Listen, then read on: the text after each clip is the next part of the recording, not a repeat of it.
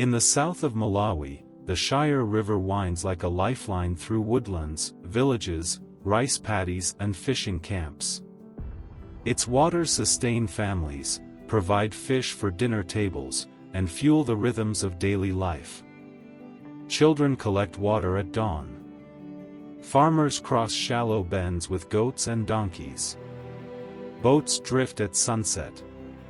But beneath the placid surface of the Shire lies an ancient presence, a predator older than human settlement, perfected by millions of years of evolution, the Nile crocodile. These crocodiles are powerful, silent, lethal, apex hunters of Africa's waterways.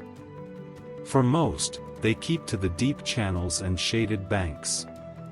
But there are times, and places, where the line between life and danger grows thin. This is the story of one such place, and one crocodile whose name has become whispered among river communities.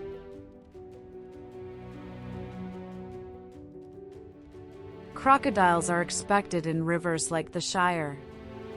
But villagers began to notice something unsettling: fishers and water collectors returning without their catch, livestock spooked along the banks, sudden disappearances that left only ripples. It started with missing goats. Then a young man fetching water late in the afternoon never made it home. A battered canoe was found half full of belongings, but no owner. Tracks on muddy banks gave only one clue: deep, webbed patterns that vanished under the grass. People spoke in quieter voices. Children were pulled back from the water's edge. Families began to measure every step near the deep holes that crocodiles preferred. There was talk of one enormous croc, larger and more brazen than the rest, a beast that seemed to strike without warning and vanish without a trace. Some called it the crocodile of the Shire River.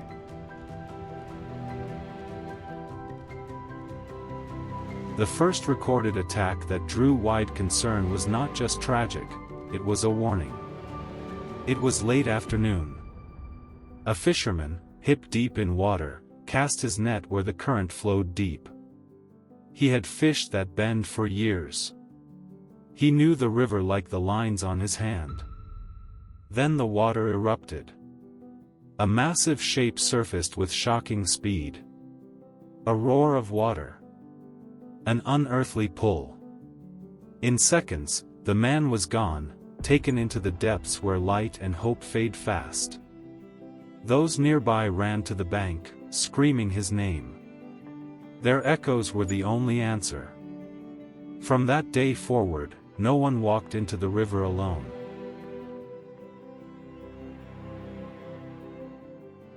Crocodiles do not prefer humans as prey.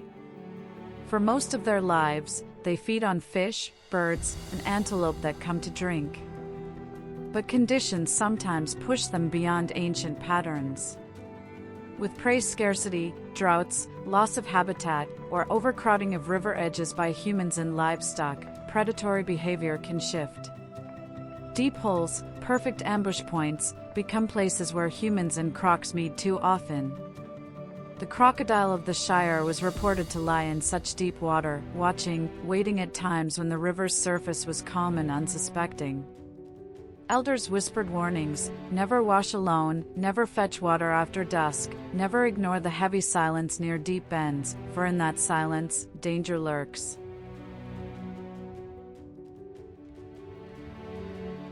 As fear grew, the riverside villages responded.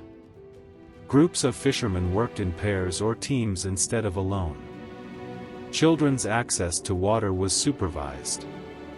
Livestock was grazed a safe distance from deep bends. Locals began marking no-go zones where crocodile activity was highest. Village elders taught rituals and watched signals to alert neighbors when a croc was spotted. Old men told stories of how crocodiles sense vibrations and patterns, how they can remain motionless for hours, and how they strike in the blink of an eye.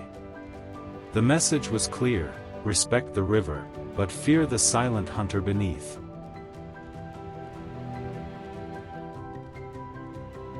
This story isn't one of horror for its own sake. It's a story of how humans and wildlife interact when their worlds overlap. Crocodiles aren't monsters, they are apex predators adapting to shifting ecosystems. Humans aren't invincible, they are vulnerable at the edge of wilderness.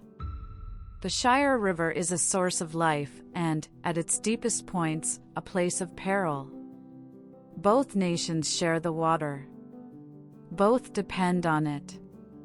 Both must learn to coexist, not by denying danger, but by understanding it.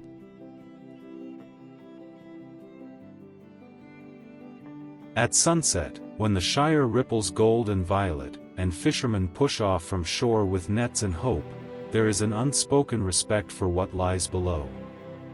The crocodile of the Shire River may rise with the tide, may swim deep in silence, may vanish as quickly as it appeared, but the river remembers. The river remembers every footstep at the edge, every gasp at the sudden splash, every warning whispered at dusk. And the people, they remember too. For on the Shire, life flows fast, water gives life, and the silent depths can take it away.